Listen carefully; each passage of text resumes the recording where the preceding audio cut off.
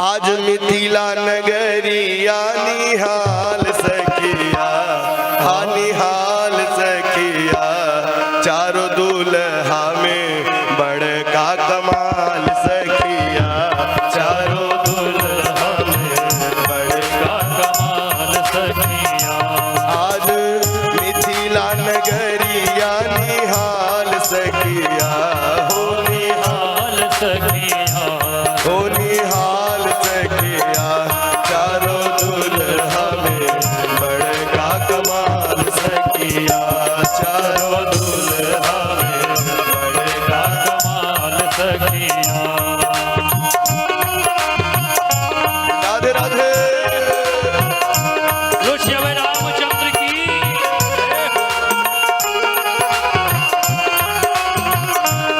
भैया ये बताओ, आपके यहाँ विवाह ऐसे होता है? क्यों विवाह ऐसे होता है? अरे ताली तो बजाओ सब लोग हाथ ऐसे बंद करके। अभी आपके यहाँ विवाह होगा तो लो डीजे के सामने ठुमका लगाना चालू कर दोगे।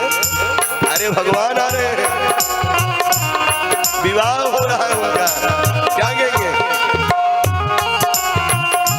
राधे राधे। मिथिला नगरिया निहाल सखिया, आज मिथिला नगरिया निहाल सखिया, चारों दूल्हा में बड़का, चारों दूल्हा में बड़का कमाल सखिया।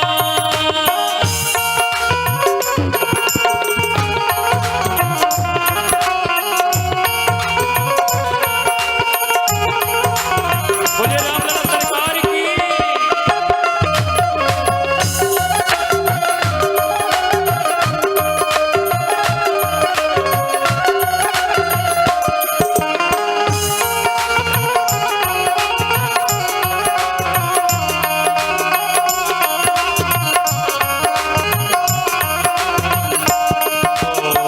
माथे मणि मोरिया कुंडल सोहे कनवा, माथे मणि मोरिया कुंडल सोहे कनवा, कार कार खजरा रे झूलमी नयनवा, कार कार खजरा रे झूलमी नयनवा, लाल लाल चंदन सोहे भाल सखिया, हो लाल लाल चंदन सोहे भाल सखिया, चारों दूल्हा में बड़का कमाल सखिया, चारों दूल्हा में बड़का कमाल सखिया।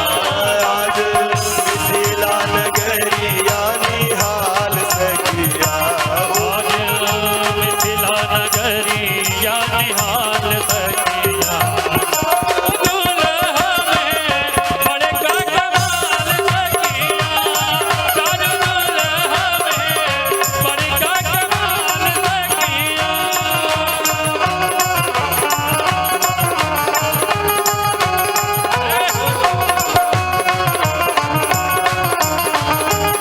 मीठी मीठी तालियों की सेवा करते हुए राजा रामचंद्र भगवान की।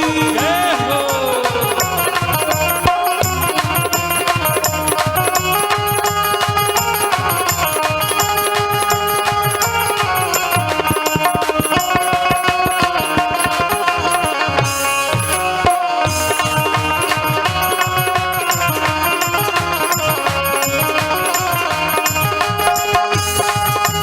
हरि बोल।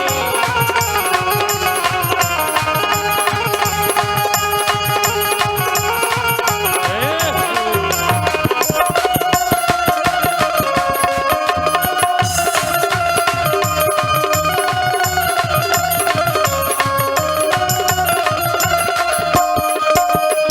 सावर सावर गोरे गोरे जोड़िया जहान है, सावर सावर गोरे गोरे। जोड़िया जहान रे।